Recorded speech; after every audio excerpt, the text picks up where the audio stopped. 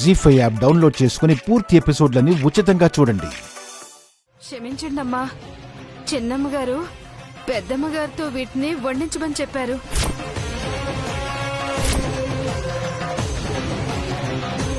ఈ రోజు పూజ ఉంది, ఇంట్లో నీచు వండకూడదు, తీసుకెళ్లి బయటపడి. అదేమైనా మిగిలిపోయిన ముష్టి అనుకుంటున్నారా బయటపడేయడానికి? అత్తయ్య, పూజ చేసే రోజు ఇంట్లో నాన్ వెజ్ వండడం ఏంటి? ఆయన తినాలని అడిగారు, మీ అత్తయ్య వండాలి.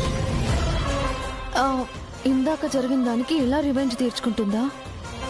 ఎల్లుండి ఆదివారం కదమ్మా, ఆ రోజు వండుతాను. ఆయన ఈ రోజు తినాలనంటే నువ్వు ఎల్లుండి వండుతానంటావేంటక్క?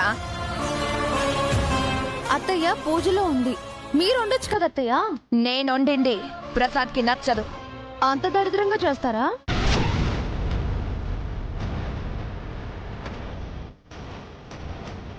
వంట చేయటం తన పని, నా పని కాదు. అత్తయ్య పూజ చేయాలి, నాన్ వెజ్ వండడం కష్టం. భర్త కంటే పూజ ఎక్కువ, పతియే ప్రత్యక్ష దైవం అంటారు కదా. భర్త కొండి పెట్టింది దేవుడికి పెట్టిన నైవేద్యంతో సమానం కదమ్మా. బాగుంది అత్తయ్య. ఆకలితో ఇంటికొచ్చిన మనిషికి అత్తే పనికిరాదు, మావయ్య గారి భార్యగా చెప్పుకోకూడదు. కానీ నాన్ వెజ్ వండడానికి మాత్రం పతియే ప్రత్యక్ష దైవం, భార్య సేవలు అది ఇది అంటున్నారు. ముష్టి వేయడానికి పనికిరాని మనిషి వంట చేయాలా? అతిగా ప్రసంగం చేయకు. ఆయన నీతో నాకు అనవసరం. వండుతావా లేదా అక్క?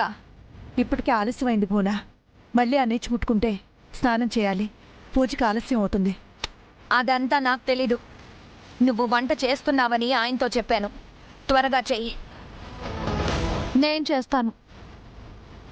ప్రసాద్కి అక్క చేసిన వంటే నచ్చుతుంది, వేరెవ్వరు చేసినా గొడవ పడతాడు, తినకుండా పస్తులుంటాడు.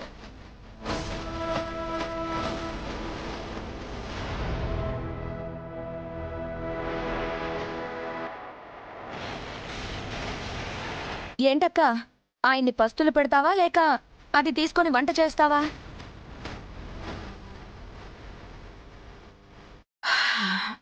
నేను 3 లెక్క పెట్టే లోపు నువ్వు వాటిని పట్టుకోవాలి, లేదంటే ఆయనే ఇక్కడికొస్తారు.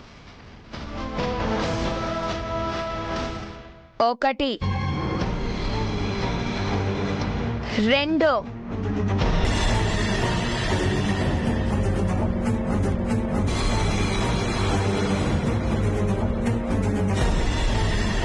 3.